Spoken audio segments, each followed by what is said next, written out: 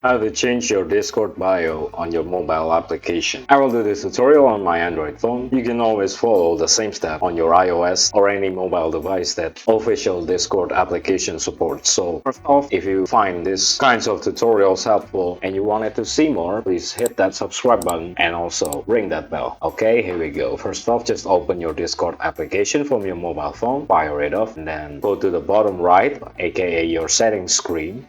Will be presented with a screen like this. To actually change your bio, just choose user profile from there. Then you can enter whatever information that you wanted to enter. So for example, I will enter I am a student.